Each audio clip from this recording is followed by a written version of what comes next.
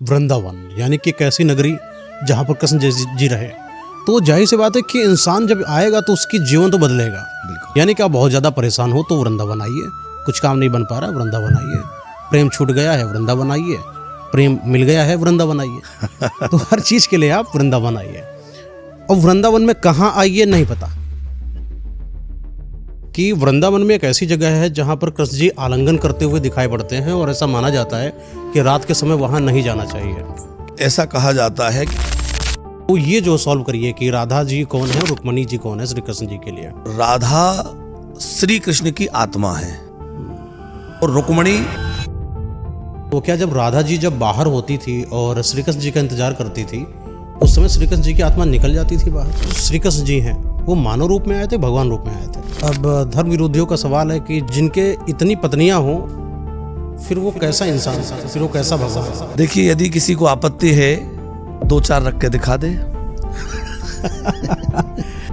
कैसे संत की पहचान कैसे होगी? अच्छे संत से मिलना इतना मुश्किल है कि मैं क्या बताऊं, बहुत सारे लोगों का कहना है कि अच्छे संत से मिलना है तो आपको अपना घर बेचना पड़ेगा। वो संत कहाँ मिलेंगे वृंदावन में? हम आपको एक उदाहरण दें। महाराज जी संत कहाँ मिलेंगे? अच्छा महाराज जी, जितने भी लोग आते हैं, जैसे कि आपने बताया कि इधर उधर भीड़ में ना अटके रह जाएं, कुछ ऐसी जगहें बताइए वृंदावन की जहाँ पर भीड़ कम है लेकिन प्रभाव बहुत ज्यादा है। ऐसे वृंदावन में जैसा हमने अभी चर्चा की। महाराज जी, जैसे कोई वृंदावन आए तो उनको किन बातों का खास ध्यान रखना चाहिए? देखिए वृंदावन जब भी कोई आता है तो लोग सीधे बिहारी जी के मंदिर भाग जाते हैं, ये तरीका ठीक नहीं है। जब भी वृंदावन आए तो सबसे पहले महाराज जी पहले राधे कृष्णा चलता था, फिर समय के साथ प्रचलन बदला, राधा राधा हो गया। ये षड्यंत्र क्या है, ये क्या है? मतलब षड्यंत्र, बहुत सारे लोगों का सवाल है कि राधा राधा ही क्यों, कृष्ण क्यों बोल गए? आपने कभी सोचा है कि राधा क्या जपती हैं? तो दोस्तों स्वागत है आपका एक बहुत ही खास पॉडकास्ट में। आज हमारे साथ बैठे हुए हैं चतुर नारायण पारासर महाराज जी, जो वृंदावन से हैं और वृंदावन की कुछ ऐसी चीज़ आपको बताने वाले हैं।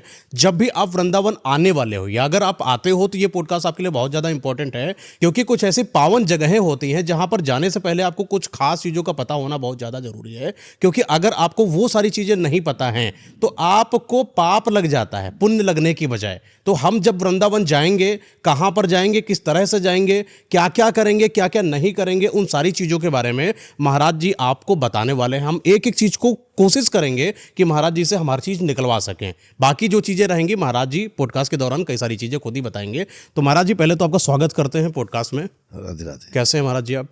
हम एकदम ठीक हैं, बहुत अच्छे हैं। महाराज जी वृंदावन आपको कैसा लगता है? लोगों को तो पसंद है ही। वृंदावन साक्षात बिहारी जी का स्थान है और नित्य गोलोक ही ये पृथ्वी पर आया है। तो वृंदावन तो आनंद की भूमि कही जाती है, प्रेम की भूमि कही जाती है, भक्ति की भूमि कही जाती है।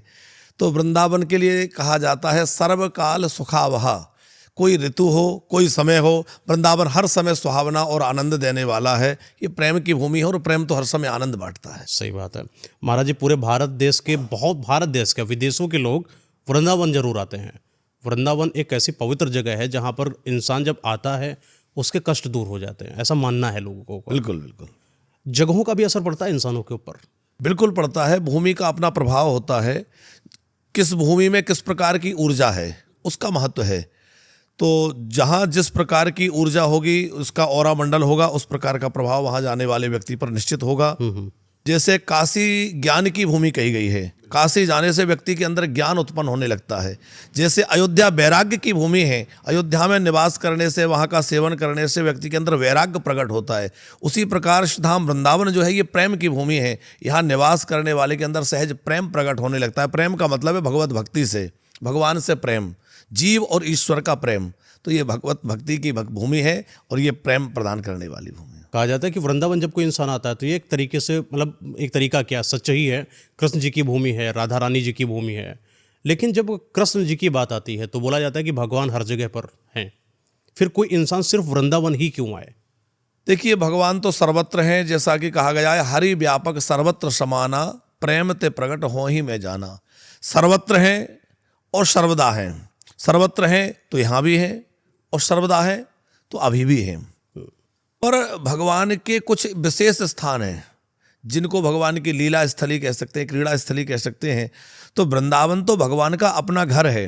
व्यक्ति सब जगह जाता है, सब जगह उसकी पहुंच है, लेकिन जहां वो रहता है वह उसका निज स्थान हुआ। जब भगवान अपने नित्य गोलोक से भूमि पर आने लगे तो राधा जी से कहा कि चलिए हम लोग भूमंडल पर लीला के लिए चलेंगे। तो उस समय राधा जी ने कहा कि जहाँ गिरिराज जी नहीं होंगे, जहाँ यमुना जी नहीं होंगी और जहाँ गोलोक नहीं होगा वहाँ मैं नहीं रह सकती, क्योंकि मैं इन सब के बिना मेरा जीना मुश्किल है। तो भगवान ने कहा कि फिर हम अपने नित्य गोलोक को भूमंडल पर प्रकट करते हैं। और भगवान ने श्री यमुना जी को प्रकट किया, श्री गिरिराज जी को प्रकट किया और नित्य गोलोक से ही अपने उस दिव्य धाम को इस ब्रज भूमि के रूप में यहाँ प्रकट किया है। और यहाँ नित्य भगवान का निवास है। ये कहा जाता है कि ऐसा नहीं है कि यहाँ भगवान किसी काल में आए थे, लीला की थी। आज भी भगवान की निरंतर नित्य लीला है। और जो रसिक जन हैं, भगवत भक्त हैं, प्रेमी जन हैं, उनको आज भी उसकी अनुभूति होती है।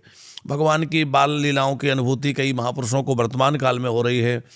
कितने महापुरुष हैं जो भगवान की माखन चोरी की लीला या भगवान के गोचारण की लीला, ये इस वर्तमान काल में भी उनको उसका दर्शन और अनुभव होता है। महाराज जी, ये कई लोगों का मिथ है या रियलिटी है, वो चीज़ आप बताएंगे कि वृंदावन में एक ऐसी जगह है जहाँ पर कृष्ण जी आलिंगन करते हुए दिखाई पड़ते हैं और ऐसा माना जाता है कि रात के समय वहाँ नहीं जाना चाहिए। क्या ऐसा कोई है जगह? बिल्कुल बिल्कुल। ऐसा कहा जाता है कि जो निधिवन है, तो निधिवन भगवान की नित्य रास स्थली है। और जो वहाँ लताएं हैं, वो रात्रि के समय सारी लताएं गोपियों का स्वरूप धारण कर लेती हैं। जो आसपास के मकान हैं उनमें भी जो खिड़कियां निधिवन की ओर खुलती हैं, उनको रात्रि में बंद कर लिया जाता है। और वहाँ जितने भी लोग हैं उनको सबको बाहर कर दिया जाता है। सूर्यास्त के बाद धीरे धीरे संध्या आरती होती है, उसके बाद शयन आरती के बाद सब लोग बाहर चले जाते हैं और वहाँ कोई नहीं रहता। ऐसी कई कथाएं हैं कि कई लोगों ने छुप करके वहाँ देखने का प्रयत्न किया। देखिए, भगवान स्वयं चाहे कि आप हमारी लीला का आनंद लें या लीला का दर्शन कर पाएं तो अच्छी बात है, लेकिन कोई चाहे कि अनाधिकृत रूप से छुप करके या जबरदस्ती दर्शन करना चाहे तो बड़ा कठिन है।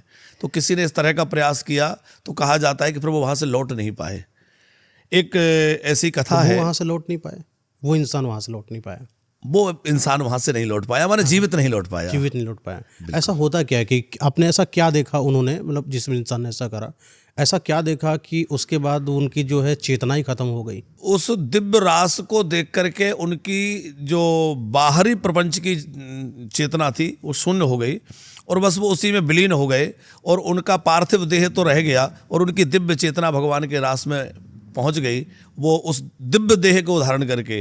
देखिए, गोपियां भी जब महारास में गई हैं तो अपने प्राकृत शरीर से नहीं गई हैं। प्राकृत शरीर तो उनके घर में रह गए। कई ऐसे भी गोपियां थी जिनके परिवारजनों ने उनको पकड़ के रोक लिया कि आप नहीं जा सकते, कहाँ जा रही हैं, इस रात्रि में इस प्रकार जाने का क्या मतलब है। तो जिन गोपियों को जबरदस्ती उनके परिवारजनों ने पकड़ के रोक लिया तो उनका पांच भौतिक देह, प्राकृत देह तो घर में रह गया और वह दिव्य चिन्मय देह धारण प्राप्त करके और रास में पहुंच गई। तो जो लोग उस रास लीला का, उस रास के दिव्य स्वरूप का दर्शन कर लेते हैं तो कहीं ना कहीं उनका वो प्राकृत देह तो यही छूट जाता है और वह एक दिव्य चेतना, दिव्य शरीर धारण करके उस रास में सम्मिलित हो जाते हैं। कई लोग जो है गोपियों को खूबसूरत लड़की और रासलीला को आजकल की प्रेम कहानी से मतलब कंपेयर करते हैं। बिल्कुल। तो पहले हमें ये जानना है कि ये जो गोपी शब्द है, ये असल में क्या खूबसूरत लड़की हैं या कोई और है गोपी? ये बड़ा दुर्भाग्य है कि आज जो नई पीढ़ी के बच्चे हैं वो गोपी गोपिकाओं को एक जो वर्तमान आजकल प्रेम का नाम जिसको दिया जा रहा है उसके रूप में मान लेते हैं, लेकिन ऐसा बिल्कुल नहीं है। गोपी शब्द का अर्थ है गोवी ही इंद्रिय ही भक्ति रसम पिबति इति गोपी, जो अपने इंद्रियों से कृष्ण रस पान करे। जैसे हमारे शरीर में 10 इंद्रियां हैं, 5 कर्मेंद्री, 5 ज्ञानेंद्री। तो नेत्र देखना चाहे तो केवल प्रभु को देखना चाहे, कान जिसका कुछ सुनना चाहे तो वो श्री कृष्ण के अतिरिक्त और कुछ भी सुनना पसंद ना करे, केवल कृष्ण को सुनना चाहे, उसके हाथ उन्हीं की सेवा के लिए लालायित रहे। उन्हें प्रत्येक इंद्रिय जो भगवान के लिए समर्पित कर दी है, इंद्रिय किस जो भगवान में लगा दी है। गोपी किसी स्त्री का नाम नहीं है और किसी खूबसूरत लड़की का नाम है, ऐसा तो बिल्कुल नहीं है। गोपी किसी स्त्री का नाम ही नहीं है, गोपी एक भाव है। हमारे भगवान शंकर भी गोपी बनते हैं तो वो कहाँ स्त्री हैं? हमारे नारद जी गोपी बनते हैं, बड़े बड़े ऋषि मुनि गोपी बनकर के आते हैं, वेदों की ऋचाएं गोपी बनकर आती हैं। गोपी एक भाव है, यह है जीवात्मा और परमात्मा का मिलन। जीव और ब्रह्म का जो एकाकार है वह रास कहलाता है। रास शब्द का अर्थ आज लोग नहीं समझते, इसलिए उसका अनर्थ करते हैं। रास का मतलब कोई नायक नायिका का नाटक या नाचना नहीं है। रास का अर्थ यह है कि जो रस स्वरूप परमात्मा है, भगवान के लिए कहा गया है रसो वै सह, जो भगवान रस रूप है, उस रस पुंज रस रूप परमात्मा के साथ जीवों का एकत्व, राधा जी के सहित गोपियों के सहित भगवान का जो नित्य संयोग है, उसको रास कहा गया है। तो वहाँ वासना की कोई बात नहीं है, वहाँ शारीरिक कोई बात नहीं कही गई है, वहाँ गोपियों के पांच भौतिक शरीर से कोई लेना देना नहीं है, वो आत्मा का मिलन है परमात्मा के साथ। तो इसको आजकल इस तरह से देखना कि वो केवल किसी की प्रेम कहानी है, या राधा जी को भी श्री कृष्ण की प्रेम कहानी से जोड़ करके कहा जाता है कि वो राधा जी का जो प्रेम है वो अधूरा प्रेम, आजकल के बच्चे मान लेते हैं कि अधूरा प्रेम रहा, विवाह नहीं हुआ, विवाह किसी और से हुआ, राधा जी से क्यों नहीं हुआ, इसको लेकर भी कई मिथक हैं। पर राधा जो है वो श्री कृष्ण की नित्य संगनी है, राधा जी श्री कृष्ण की पत्नी है। इसमें ऐसा नहीं है कि वो केवल प्रेमिका है। बहुत लोग आजकल ये मानने लगे कि राधा जी तो प्रेमिका है, पत्नी तो रुक्मणी है, लेकिन ये बात बिल्कुल ठीक नहीं है। डायलॉग चला था कि प्रियसी, और किसी ने बोला था, मुझे इस समय करेक्ट याद नहीं आ रहा, दीपिका पादुकोण का था कि प्रियसी कोई और है, प्रेमिका कोई और है, कुछ ऐसा था। तो बड़ा अंतर रहता है कि रुक्मणी और राधा में हमेशा कंपैरिजन रहता है। बिल्कुल। तो ये जो सॉल्व करिए कि राधा जी कौन है और रुक्मणी जी कौन है श्री कृष्ण जी के लिए। राधा श्री कृष्ण की आत्मा है और रुक्मणी लक्ष्मी का स्वरूप है। ठीक है। लक्ष्मी ही रुक्मणी बन करके आई हैं और राधा जो है वो श्री कृष्ण की आत्मा है। सारे जगत को अपनी ओर आकर्षित करने वाली शक्ति है श्री कृष्ण, पर श्री कृष्ण को भी अपनी ओर आकर्षित करने वाली शक्ति है राधा। सारे जगत को आनंद देने वाले हैं कृष्ण, लेकिन कृष्ण को भी आनंद प्रदान करने वाली शक्ति है राधा। अब बात आती है कि वो शक्ति है क्या जो कृष्ण को भी अपनी ओर खींच रही है, जो कृष्ण को भी आनंद दे रही है, वो शक्ति क्या है? तो वह शक्ति श्री कृष्ण की आह्लादनी शक्ति है, वह शक्ति श्री कृष्ण की हृदयेश्वरी है, प्राणेश्वरी है, नित्य संगनी है। दूसरे अर्थों में कहा जाए तो राधा और कृष्ण कोई दो नहीं है, एक ही तत्व है जो दो रूपों में विभक्त हो गया है। और नित्य गोलोक जो भगवान का है, वहाँ नित्य श्री राधा और श्री कृष्ण का नित्य संयोग है, जहाँ निरंतर वो एक साथ रहते हैं। यहाँ भूमंडल पर प्रकट लीला करने के लिए कुछ समय के लिए भगवान आए, और उसमें सुदामा नाम के गोप के श्राप के कारण प्रत्यक्ष लीला में राधा जी को श्री कृष्ण का कुछ समय का वियोग सहन करना पड़ा। तो ये राधा जी जो है क्या श्री कृष्ण के ही शरीर के कोई अंग थी? श्री कृष्ण की आत्मा राधा है। आत्मा थी, बिल्कुल। तो क्या जब राधा जी जब बाहर होती थी और श्री कृष्ण जी का इंतजार करती थी, उस समय श्री कृष्ण जी की आत्मा निकल जाती थी बाहर? हाँ बिल्कुल, बहुत अच्छा प्रश्न है, क्योंकि आज जो नया यूथ है उसके मन में इस तरह के तर्क चलते हैं कि भाई आत्मा ही नहीं होगी तो शरीर कैसे चलेगा। और आत्मा जब अलग हो गई तो आत्मा, हमारे कहने का अभिप्राय क्या है? यदि हम या हमारे ऋषि राधा को श्री कृष्ण की आत्मा कह रहे हैं तो उसका अभिप्राय यह है कि जैसे शरीर से आत्मा विलग नहीं हो रही है, जब तक चेतना है जब तक ही व्यक्ति जीवित है, तो जैसे शरीर के अंदर ही आत्मा है, उसी प्रकार श्री कृष्ण के साथ ही राधा है। राधा और कृष्ण का कभी वियोग है ही नहीं, एक क्षण भर के लिए भी राधा कृष्ण का वियोग नहीं है। ये व्यवहारी लीला में, बाहरी लीला में उनको हम देखते हैं कि वो अलग हैं, वो अलग हैं, वो प्रतीक्षा कर रही हैं, रो रही हैं या वियोग है, लेकिन वस्तुतः उनका नित्य संयोग है, उनका कभी वियोग है ही नहीं। एक इसमें भजन आता है कि राधा जी बड़ी परेशान थी और वो कृष्ण जी से बोलती हैं कि कभी तुम भी राधा बनकर देखोगे, हाँ, जानोगे क्या होता है दर्द। बिल्कुल बिल्कुल बिल्कुल। तो ये क्या मतलब कि ये किस तरीके से प्रकट किया सिंगर ने? ये एक लेखक की एक भावना है। उन्होंने उसको एक नायक नायिका के रूप में देखा कि श्री कृष्ण चले गए, राधा जी प्रतीक्षा कर रही हैं, और प्रतीक्षा करते हुए वो अपने मन के भाव दे रही हैं कि आप भी मेरी स्थिति में आकर देखें कि मुझे कितना सहन करना पड़ रहा है। उसके लिए देखिए, जब भगवान श्री कृष्ण गए तो राधा जी से उन्होंने कहा कि अब मैंने प्रेम लीला बहुत कर ली, मुझे पराक्रम लीला करना होगा। अब मैंने बांसुरी बहुत बजाई, अब मुझे शंख बजाना होगा, मुझे असुरों के मर्दन के लिए जाना होगा। तो राधा जी ने कहा कि ठीक है आप जाइए, क्योंकि प्रेम में किसी प्रकार का आग्रह अथवा दुराग्रह नहीं हो सकता है। तत् सुखे सुखित्वमिति प्रेम लक्षणम। यदि आपको लगता है कि मुझे जाना है तो फिर मैं रोकूं, ये मेरा प्रेम नहीं है, मेरा त्याग नहीं है। प्रेम त्याग मांगता है, और त्याग यही है कि आप जहाँ प्रसन्न हैं वहाँ जा सकते हैं। अच्छा, बड़ा एक आजकल के ज़माने को दुख, त्याग, ब्रेकअप, इन सब चीज़ों से बड़ा लगाव हो गया। पहले होता था अपनेपन से, आजकल इंसान को बड़े अकेलेपन और दुख से बड़ा लगाव है। तो जिसकी वजह से लोग कहीं ना कहीं कृष्ण जी की तरफ जब आते हैं, तो मैंने बहुत कम ही ऐसे भजन सुने हैं जो कृष्ण जी के लिए समर्पित हों, बल्कि कई सारे ऐसे भजन सुने हैं जो सिर्फ बॉलीवुड के गानों के तर्ज के आधार पर जनता को खुश करने के लिए बनाए गए हों। क्या मतलब है कि कृष्ण जी को सुनने के लिए, कृष्ण जी को समझने के लिए हमें बॉलीवुड गानों को सुनकर डांस करना पड़ेगा? नहीं, ये अनुचित है। हमारी संस्कृति, सभ्यता और सनातन का जो ह्रास हो रहा है, इसमें बॉलीवुड का, सिनेमा जगत का बहुत बड़ा योगदान है। आज हमारी संस्कृति को जो नष्ट भ्रष्ट किया जा रहा है, उसमें फिल्मों का, सिनेमा का, बॉलीवुड का बहुत बड़ा हस्तक्षेप है, जो हमारे अध्यात्म को नहीं समझ रहा है। हमारे धर्म ग्रंथों का जिसने गुरु परंपरा से अवलोकन नहीं किया, अध्ययन नहीं किया है, और जो उस चीज़ को नहीं जानता है वो उसके क्या परिभाषित करेगा, तो वो गलत परिभाषित करेंगे। और जब गलत तरह से परिभाषित करेंगे तो जो समाज में संदेश जाएगा वो भी कहीं ना कहीं गलत संदेश जाएगा। और उसका दुष्परिणाम ही हुआ है जो आपने कहा कि आज लोगों के मन में है कि राधा कोई प्रेमिका थी, उनका प्रेम अधूरा रह गया, वो तड़पती रह गई, उन्होंने कहीं और विवाह कर लिया। तो ये सारी चीज़ें जो है ये कहीं ना कहीं प्रायोजित तरीके से सिनेमा के द्वारा, हॉलीवुड, बॉलीवुड के द्वारा हमारे नई पीढ़ी में डाली गई हैं।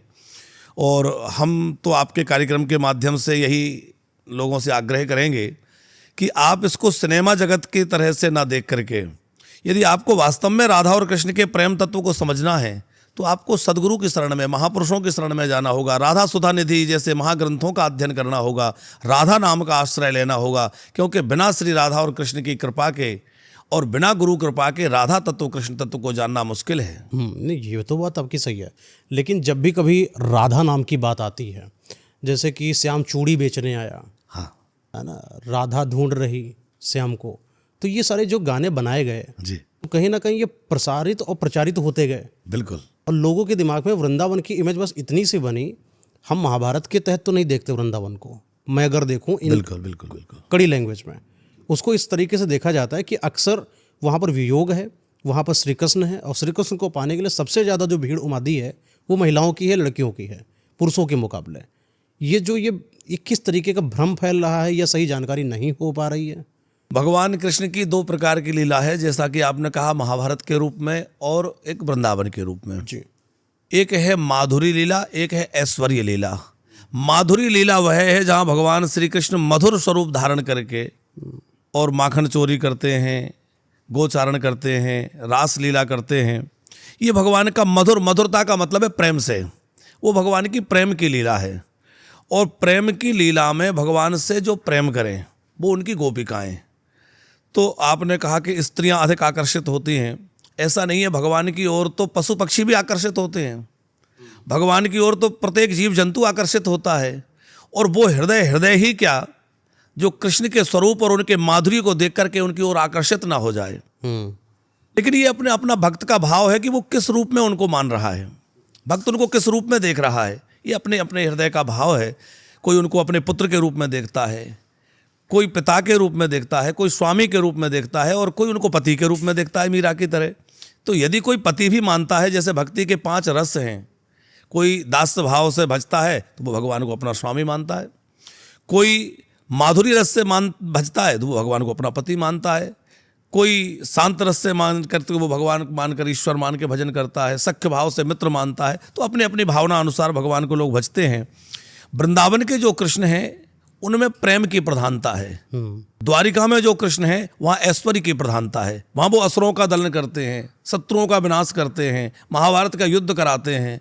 तो वो कृष्ण ऐश्वर्य प्रधान हैं। और जो वृंदावन में कृष्ण रहते हैं ये प्रेम की भूमि, हमने पहले ही कहा कि ये प्रेम की भूमि है। तो यहाँ श्री कृष्ण ने अपना प्रेम प्रकट किया है और बस प्रेम ही लुटाया है। बस प्रेम है यहाँ, प्रेम। हर कोई इंसान आता प्रेम में हो जाता है। बिल्कुल बिल्कुल। अच्छा, जब प्रेममय की बात आती है, जब कृष्ण की बात आती है, उनको समझने की बात आती है, तो हम सिर्फ उनके उस बाल स्वरूप को ही क्यों इतना प्रेम देते हैं? कई बार आपने देखा है कि लड्डू गोपाल को हम लोग बहुत मानते हैं। बिल्कुल। आपने बताया कि लोगों की आस्थाएं होती होंगी, कोई बच्चे के स्वरूप में उनको मानना चाहता है। बिल्कुल। फिर वही बच्चे का स्वरूप जो है इतना ज़्यादा बच्चा हो जाता है कि उनके अलावा वो भगवान में बच्चे के अलावा को दिखता ही नहीं उनको। सिर्फ बच्चे को प्यारी प्यारी गीत सुनाए जा रहे हैं, बच्चे को प्यारे प्यारे खिलौने दिए जा रहे हैं, बच्चे को प्यारे प्यारे कपड़े लाए जा रहे हैं, और यहाँ तक कि बच्चे के कई सारे बॉडी जो डॉल्स होती हैं उनमें जो मटेरियल यूज़ किया जाता है उनसे श्री कृष्ण को बनाया जाता है आकर्षण को बढ़ाने के लिए। ये पागलपन है कि ये प्रेम है? ये भक्ति की पराकाष्ठा है, भाव की पराकाष्ठा है। यदि किसी का श्री कृष्ण के प्रति वात्सल्य भाव है और वो अपना उसको गोपाल मान रहे हैं तो उनको अलग अलग तरह से सजा रहे हैं, अपना बालक मान करके उस तरह से उनसे लाड़ लड़ा रहे हैं, तो ये बिल्कुल उनके भक्ति की पराकाष्ठा अथवा उनके वात्सल्य भाव का ये कारण है कि वो उनको बाल रूप में मान करके। देखिए, आज बड़ा तो हर कोई बनना चाहता है पर छोटा कोई नहीं बनना चाहता।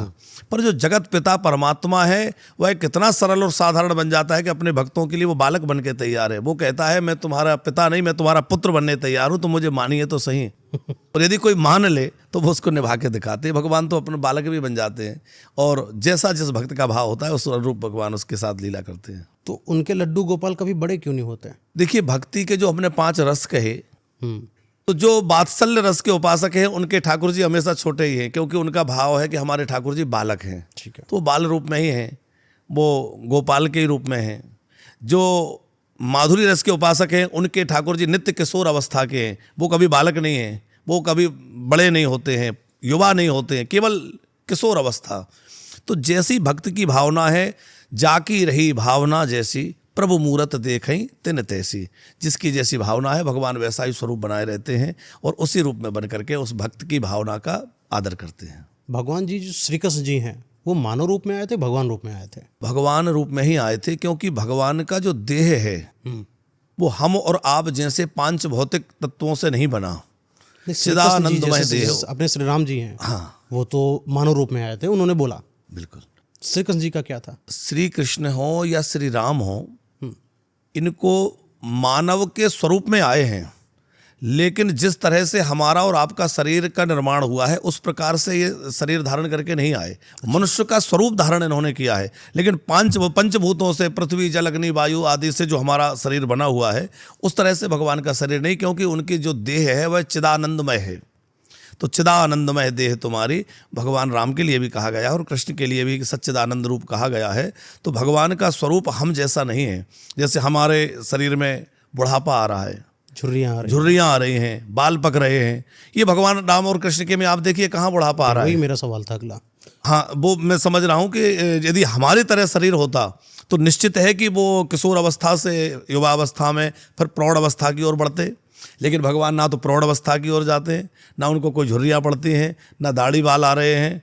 इसका मतलब है कि उनकी चिदानंद में जो देह है वह लीला के लिए भक्तों के भाव अनुरूप बाल रूप तो धारण करती है, वो पौगंड अवस्था धारण करती है, किशोर अवस्था धारण करती है, लेकिन उसके बाद वह प्रौढ़ता की ओर, वृद्धता की ओर नहीं जाती है। वही क्योंकि वह हमारी तरह 5 भौतिक देह नहीं है। हमारी देह का धर्म है जन्मना, बढ़ना, घटना और मरना। ये षडूर्मियाँ है, ये मानव देह में है। और भगवान का जो देह है वह चिदानंदमय देह है, वो 5 भौतिक देह नहीं है। इसलिए उसमें प्रकृति के ये जो गुण हैं, घटना बढ़ना, ये भगवान के देह में घटित नहीं हो सकते। अच्छा, गोपियों की बात हम लोग कर रहे थे। बिल्कुल। गोपियों में क्या कोई बुजुर्ग महिला या बुजुर्ग आदमी भी हो सकता है, या कोई संत महात्मा? बिल्कुल बिल्कुल हो सकता है। आज हमारे संतों में एक संप्रदाय है जिसको कहा जाता है सखी संप्रदाय। उस संप्रदाय में बड़े बड़े महात्मा होते हैं जो बड़ी दाढ़ी है, मूछ है, बाल हैं, जटा हैं, और वह संत जो है कई बार साड़ी पहन करके, चूड़ियाँ पहन करके रहते हैं। लोग सोचते हैं कि पता नहीं ये क्या है, लेकिन वो उनका भाव है। वो श्री कृष्ण को अपना पति मानते हैं और कृष्ण की अपने आप को गोपी मानते हैं। तो ऐसा नहीं है कि गोपी कोई तरुणी है, कोई युवती है वही गोपी है, कोई वृद्धा हो सकती है। जो भगवान के रास में गई हैं उसमें भी कई वृद्धा गोपियाँ हैं, क्योंकि वहाँ हमने कहा कि शरीर से कोई लेना देना नहीं है, वो आत्मा और परमात्मा का मिलन है। तो शरीर पुरुष के रूप में भी हो सकता है, स्त्री के रूप में भी हो सकता है, वृद्ध रूप में भी हो सकता है, और किसी और योनि के रूप में भी हो सकता है। वो एक भाव है कि गोपी की तरह भाव है। श्री कृष्ण जी की पत्नी का नाम क्या था? श्री कृष्ण के तो अनेक पत्नियां हैं, जो 16,108 पत्नियों के नाम हैं। तो उसमें 8 मुख्य पटरानियां हैं और 16,100 रानियां हैं। लेकिन जिस प्रश्न पर आप जा रहे हैं उस पर चर्चा करी जाए तो श्री कृष्ण की पत्नी राधा ही है। रुक्मिणी जी कौन है? रुक्मिणी भी पत्नी, अनेक पत्नियां हैं तो रुक्मिणी भी पत्नी है। अब धर्म विरोधियों का सवाल है कि जिस मतलब कि मुझे तो बड़ा बुरा लगता है जब हमारे श्री कृष्ण के लिए कोई हाँ ऐसा हाँ, बोलता है। बिल्कुल बिल्कुल, जो टिप्पणियां होती है उस पर चर्चा होना चाहिए। जिनके इतनी पत्नियां हो, फिर वो कैसा इंसान, फिर वो कैसा भगवान, वो क्या सिखाएगा? देखिए, यदि किसी को आपत्ति है 2-4 रख के दिखा दे। नहीं, रखते भी हैं, रखते भी हैं 2-4, फिर खुद को श्री कृष्ण मानने लगते हैं। लेकिन यदि ऐसा उनको मानना है कि 4-6 पत्नियां रखने से कोई कृष्ण की समानता प्राप्त कर लेगा, तो फिर कृष्ण ने जो जो किया है सब करना चाहिए। 6 दिन के कृष्ण ने पूतना के लगा हुआ हलाहल विषपान किया, थोड़ा सा पी के देख लीजिए, यदि बचते हैं तो आगे का कार्य कर लीजिए। 7 वर्ष के कन्हैया ने 7 कोस के गोवर्धन को धारण किया। यदि आप 50 किलो का पत्थर भी लेकर के 7 दिन खड़े हो जाएं तो हम मान लेंगे कि आप कृष्ण हैं। गिलास पकड़ के खड़े हो जाए वो। खड़े हो जाइए 7 दिन। हाँ, अब रही बात यह कि इतने विवाह क्यों किए, हाँ, तो एक तो यदि सामाजिक दृष्टि से देखा जाए तो जिन 16,100 कन्याओं से श्री कृष्ण ने विवाह किया वो भौमासुर नाम के एक राक्षस के बंदी गृह में थी। और बंदी गृह से जब उनको मुक्त कर दिया असुर को मार के, तो वो सब इसलिए चिंतित थी कि अब हम कहाँ जाएं, कौन हमें आश्रय देगा, कहाँ हम रहेंगे, कौन हमें विवाह करेगा। तो जब वो अपने आप को निराश्रित अनुभव कर रही थी और उन्हें लगता था कि अब तो हमें मर जाना ही होगा, तो भगवान श्री कृष्ण को लगा कि नहीं, जिसके लिए कोई नहीं है और सारे दरवाजे जिसके लिए बंद हो जाते हैं, मेरा द्वार उसके लिए सदैव खुला है। मैं तुम्हें सम्मान पूर्वक, स्वाभिमान पूर्वक जीवन जीने का अधिकार प्रदान करूंगा। ये तो व्यावहारिक पक्ष है। दूसरा पक्ष है कि पिछले जन्म में जब भगवान नारायण रूप में तपस्या कर रहे थे तो इंद्र की भेजी हुई 16,100 अप्सराओं ने भगवान नारायण के तपस्या को भंग करना चाहा, और जब तपस्या भंग नहीं हुई तो वो सब शरण में गिर करके क्षमा मांगने लगी। और भगवान ने कहा वरदान मांगो, तो उन्होंने कहा कि आप हमें पत्नी बना लीजिए, हम आपसे ये वरदान चाहते हैं।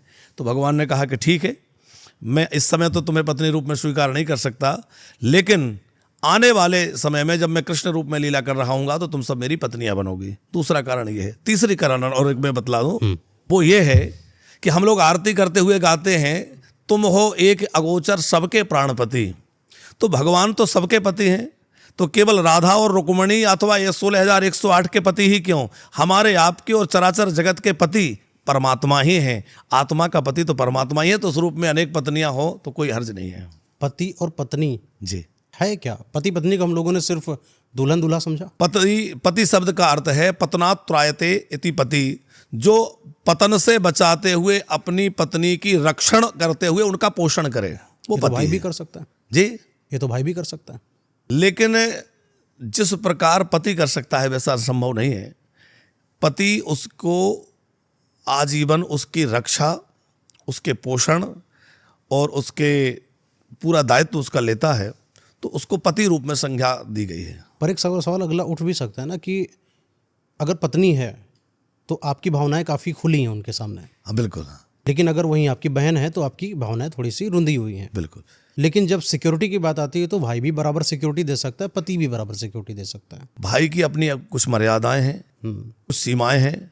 भाई कुछ मामलों में हो सकता है कि आपको सुरक्षा भी दे सके और संरक्षण भी दे सके, लेकिन वह सुरक्षा और संरक्षण सीमित रहेगा। और पति जो है वो हर समय, देखिए कोई भी स्त्री अपने पति के साथ जितनी सहज रह सकती है उतनी भाई के साथ सहज नहीं होती है, वहाँ कुछ असहजता का अनुभव करती है। तो सुरक्षित है लेकिन सहज नहीं है। पति के साथ वो सहज है हर तरह से, बात करके खुल के बातचीत करने में या सब प्रकार से, तो वो पति के साथ अपने आप को ज़्यादा सुरक्षित अनुभव करती है। तो महाराज जी, जैसे कि हम लोग कृष्ण जी को समझ रहे हैं, कहते हैं ना कि वृंदावन को समझना है तो आपको कृष्ण जी को समझना पड़ेगा। उनकी नगरी को हम समझने बैठे हैं, बिल्कुल। उनकी नगरी में हम जाने बैठे हैं और हम उन्हीं को ना समझे तो मतलब क्या? यानी कि हमारे धर्म को लगातार बहुत सारे लोगों ने इस तरीके से दबाया कि आपके कृष्ण तो ऐसे हैं, और हम अनभिज्ञ रहे जो अपने ही कृष्ण को कैरेक्टरलेस समझते रहे। हाँ, हम अपने ही कृष्ण को नहीं समझ पाए, और जब कृष्ण को समझने निकले तो पता चला कि अब समझना बाकी नहीं रहा। और जब बाकी नहीं रहा तो मुझे वहाँ जाना पड़ेगा जहाँ वो असल में थे। तो अब धीरे धीरे महाराज जी हम लोगों को लेकर चलते हैं वृंदावन की तरफ। तो वृंदावन जो नगरी है, तो कृष्ण चाहते तो वृंदावन नहीं आते, कोई और जगह का चुनाव करते। फिर सवाल होता है कि जो भूमि है वो अपने आप में कुछ अलग है। जैसे कि आप प्रॉपर वृंदावन से नहीं थे महाराज जी, आप कहीं और से थे। आपने कई और जगहों की भूमि का निरीक्षण करा, और जब आपका वृंदावन में आगमन हुआ तो वृंदावन आपको कैसा बदला हुआ दिखाई पड़ा? देखिए, वृंदावन भक्ति की भूमि, जैसा कि हमने कहा, यहाँ आने के बाद एक अलग ऊर्जा प्राप्त होती है। जो भूमि के विषय में आपने एक क्वेश्चन किया कि क्या भूमि का अपना एक प्रभाव होता है, तो उसके लिए मैं एक थोड़ा सा आपको कुछ बताना चाहूँगा कि जिस समय भगवान श्री राम, लक्ष्मण और जानकी जी वनवास की यात्रा में थे, तो कई तीर्थों में भी भ्रमण किया है। तीर्थों में भ्रमण करते करते कुरुक्षेत्र पहुँचे। कुरुक्षेत्र में भगवान राम से लक्ष्मण से कहते हैं कि पीने का पानी कमंडल में समाप्त हो गया है, थोड़ा पानी ले आओ। तो लक्ष्मण जी का जो उत्तर होता है वो आश्चर्यचकित करने वाला होता है। लक्ष्मण जी कहते हैं कि जैसे आप पैदल चल रहे हैं वैसे मैं भी चल रहा हूँ, मैं भी थक चुका हूँ, तो ये ज़रूरी नहीं कि हर बार पानी लेने में ही जाऊँ, ये आप भी कर सकते हैं। ये प्रश्न सुनकर के जानकी जी तो बड़े आश्चर्यचकित हो गई। राम जी को आश्चर्य नहीं हुआ, चूँकि वो जानते थे कि ऐसा क्यों हो रहा है। जब वहाँ से आगे बढ़े तो लक्ष्मण जी को बड़ा पश्चाताप हुआ कि मैंने ये क्या कह दिया, चरणों में गिर गए, क्षमा मांगी, प्रभु ये क्या मैंने कह दिया आपसे। तब राम जी ने कहा कि लक्ष्मण, इसमें तुम्हारा दोष नहीं है, ये उस भूमि का प्रभाव था। वो कुरुक्षेत्र की भूमि थी जहाँ किसी का किसी से मोह नहीं रहता है, इसीलिए वहाँ महाभारत के युद्ध के लिए भूमि चयन हुआ कि वहाँ मोह नहीं रहेगा। तो उस भूमि का इतना बड़ा प्रताप कि लक्ष्मण जैसे वीतरागी, वैरागी, ज्ञानवान मनुष्य जो है, ज्ञानवान जो है, वो इस तरह की बातें करने लगे। तो बताइए कि भूमि का कितना बड़ा प्रभाव है। जब हम भोपाल से हम रहने वाले हैं और भोपाल से हम वृंदावन की ओर आए, तो यहाँ आकर के हमें लगा कि वास्तव में हमें भगवान ने जीवन देकर संसार में क्यों भेजा है। हम केवल अपने तक सीमित थे, जहाँ हमारी सोच, हमारा कार्य केवल अपने तक और अपनों तक सीमित था। यहाँ आकर के उसका दायरा इतना बढ़ गया कि अब यहाँ हर कोई हमें अपना लगने लगा। हमें लगता है कि सबसे प्रेम किया जाए। ये जीवन प्रेम के लिए मिला है, और मनुष्य मात्र से नहीं बल्कि जीव मात्र से प्रेम किया जाए। चाहे पशु पक्षी हो, जीव जंतु हो, कोई भी हो, सबको प्रेम किया जाए। तो इस भूमि ने कुछ इस प्रकार का जीवन में एक बदलाव लाया है, जिससे जीवन परोपकार की भावना से, प्रेम की भावना से और कल्याण की भावना से भर गया है। और यहाँ आकर के हम अपने आप को धन धन्य अनुभव करते हैं। वृंदावन यानी कि एक ऐसी नगरी जहाँ पर कृष्ण जी रहे, तो जाहिर सी बात है कि इंसान जब आएगा तो उसकी जीवन तो बदलेगा। बिल्कुल। यानी कि आप बहुत ज़्यादा परेशान हो तो वृंदावन आइए, कुछ काम नहीं बन पा रहा है वृंदावन आइए, प्रेम छूट गया है वृंदावन आइए, प्रेम मिल गया है वृंदावन आइए। तो हर चीज़ के लिए आप वृंदावन आइए। और वृंदावन में कहाँ आइए नहीं पता। देखिए, लोग वृंदावन तो बहुत आ रहे हैं और आज के समय में वृंदावन में लगातार भीड़ बढ़ती जा रही है, लेकिन लोग वृंदावन के वास्तविक स्वरूप को ना समझ करके उसके बाहरी आडंबर को देख करके, बाहरी चीज़ों को देख करके उसको आकर्षित हो रहे हैं। हम आडंबर शब्द का प्रयोग इसलिए कर रहे हैं कि जो लोग आ रहे हैं वो उसको आडंबर रूप में देख रहे हैं। वृंदावन तो नित्य है, शाश्वत है, वृंदावन में आडंबर नहीं। जो आ रहे हैं वो लोग उसको, जैसे आपने कहा कि प्रेम प्राप्त हो गया तो वृंदावन चलें, प्रेम छूट गया तो वृंदावन चलें, इन चीज़ों से जो लोगों ने जोड़ दिया है, ये उचित नहीं है। क्योंकि आजकल जिसको लोग प्रेम मान रहे हैं वह वास्तव में प्रेम है ही नहीं, वो केवल एक शारीरिक आकर्षण है। आप एक विचार करके एक बात बतलाइए कि एक व्यक्ति, कोई लड़का किसी लड़की की ओर आकर्षित होता है, उसको अपने प्रेम के लिए प्रस्ताव देता है और वो उसके प्रस्ताव को स्वीकार कर लेती है, आपस में प्रेम बन जाता है। लेकिन वह प्रेम कुछ दिनों तक चलने के बाद वो दोनों में लड़ाई झगड़ा होता है और इतना अधिक होता है कि वो एक दूसरे को देखना नहीं चाहते। तो उसको क्या कहेंगे? क्या वो प्रेम था? कहीं ना कहीं उसमें स्वार्थ की भावना निहित थी। कई बार ये होता है कि उन बच्चों में विवाह हो गया और विवाह के बाद वही प्रेमिका प्रेमी जो एक दूसरे के लिए मरने के लिए तैयार थे कि हम तो तुम्हारे बिना मर जाएंगे, वो तलाक के पेपर लेकर के अदालत में खड़े हुए हैं, कोर्ट में खड़े हुए हैं। तो वो प्रेम कहाँ चला गया? आप ऐसे अनेक केस हैं। तो आज प्रेम की परिभाषा को इतना अधिक संकुचित कर दिया है कि एक सामान्य आकर्षण को लोगों ने प्रेम मान लिया है। और यही दुर्भाग्य है कि हमारे उस शारीरिक आकर्षण को प्रेम मान करके भगवान के उस परम प्रेम को भी लोग अपने प्रेम से जोड़ने लगते हैं। ये दुर्भाग्य की बात है, क्योंकि उस परम तत्व को जानना बड़ा कठिन है। वासना एक उस नहर की तरह है कि जहाँ शुरुआत होती है तो बहुत बड़े रूप में होती है और समटते समटते समाप्त हो जाती है। प्रेम उस गंगा की धारा की तरह है जो गोमुख से निकलता है तो छोटी सी धारा होती है, लेकिन गंगा सागर तक पहुँचते पहुँचते विराट रूप धारण कर लेती है। तो प्रेम उस गंगा की धारा की तरह है और आसक्ति उस नहर की धारा की तरह है। दोनों में फर्क है। दोनों में, एक में यदि और सरल ढंग से समझा जाए प्रेम और आसक्ति को, तो जहां अपने सुख की कामना है वह आसक्ति है और जहां पर सुख की कामना है वो प्रेम है। तो वृंदावन जो है ये भक्ति की भूमि है, या भगवत प्राप्ति की भावना लेकर आना चाहिए, भगवत प्रेम की भावना लेकर आना चाहिए। हमारे लौकिक सिद्धि के लिए या लौकिक कामना की पूर्ति के लिए वृंदावन नहीं है। ये वृंदावन महापुरुषों की भूमि है, संतों की भूमि है, प्रेम की भूमि है। यहाँ आए तो क्या करें, इन बातों का भी विशेष ध्यान रखना चाहिए। बहुत लोग, जैसा कि आपने आरंभ में एक बात कही थी कि लोग आते तो पुण्य प्राप्ति के लिए है, लेकिन कई बार पाप ज़्यादा कर जाते हैं। तो वृंदावन में आकर क्या करें और क्या ना करें, इस बात पर भी विचार करने की आवश्यकता है। जब लोग यहाँ आते हैं तो लोग ये देखते हैं कि सबसे अच्छा होटल कहाँ है, अच्छा रेस्टोरेंट कहाँ है, अच्छी लस्सी कहाँ मिलती है, अच्छा चाट पकौड़ा कहाँ, इस पर भी लोगों का बड़ा आकर्षण होता है। लोग जो नए नए चीज़ें बन रही हैं उनकी ओर आकर्षित होते हैं। लेकिन यदि वृंदावन को समझना है तो उसके लिए यहाँ के जो मूल स्थान है, जैसे आप जाएंगे सेवा कुंज है, निधि वन है, तटिया स्थान है, बंसी बट है, ये जो पुराने स्थान हैं ये वृंदावन के स्वरूप को दिखाने वाले हैं। वहाँ जाएं और वहाँ जा कर के वृंदावन को समझने का प्रयास करें। संतों के आश्रमों में जाएं और संतों के पास बैठ कर के वृंदावन को समझने का प्रयास करें। महापुरुषों का आश्रय ग्रहण करें। यमुना जी में जाएं, यमुना जल का पान करें, यमुना जी का आश्रय लें, तो आपको वृंदावन का स्वरूप समझ में आएगा। मिलते कहाँ है आजकल? नहीं, संतों की अभाव नहीं है, संत आज भी बहुत हैं। महाराज जी, बड़ा सवाल है कि वृंदावन आते ही लोगों का नज़र जो है जी संतों पर पड़ना चाहिए। बिल्कुल। आपका कहना है कि लोगों का जो नज़र है वहाँ पर व्यापारीकरण पर पड़ जाता है जी, यानी कहीं ना कहीं सौंदर्यता पर, अच्छा रहन सहन हो, फिर नज़र पड़े क्यों ना। अगर वृंदावन में ऐसी चीज़ें हैं, एक बेहतरीन होटल आपको वृंदावन में मिलेगा, एक बेहतरीन चीज़ जहाँ पर आप खाना खा सकते हो वो आपको वृंदावन में मिलेगा, मंदिर में जो बेहतरीन सजावट है वो आपको वृंदावन में मिलेगी। तो यानी कि जो हमारे मंदिर से जो तटीय जुड़ाव था वो तो कहीं दूर होता चला गया और हमने उसको व्यापारीकरण में तब्दील कर दिया। देखिए, समय के साथ चीज़ें बदल रही हैं, ये बात बिल्कुल ठीक है, लेकिन वास्तविकता तक पहुंचने के लिए व्यक्ति के अंदर उतनी भावना और उतनी आस्था होना चाहिए। कैसे संत की पहचान कैसे होगी? अच्छे संत से मिलना इतना मुश्किल है कि मैं क्या बताऊं, बहुत सारे लोगों का कहना है कि अच्छे संत से मिलना है तो आपको अपना घर बेचना पड़ेगा। नहीं नहीं नहीं, ऐसा बिल्कुल नहीं है, ये भ्रम है।